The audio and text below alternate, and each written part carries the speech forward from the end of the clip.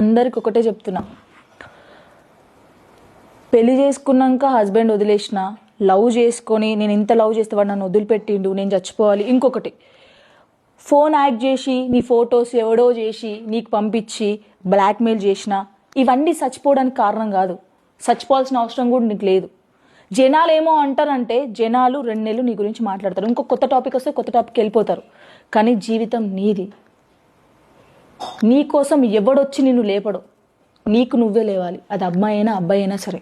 నేను ముఖ్యంగా అమ్మాయిలకు చెప్తున్నా, ఏదైనా సరే ముందుకొచ్చి మాట్లాడు. 4 గోడల మధ్యలో ఉంటే ఎవడు ఏం చేయలేడు, ఎవడు రాడు. ఫస్ట్ ఆఫ్ ఆల్ మన జీవితానికి మనమే హీరోస్, మనమే సపోర్ట్. ఎవడో వచ్చి మనని నెడతాడు, మనం ఎదుగుతాం, ఎవడు సపోర్ట్ ఇయ్యడు.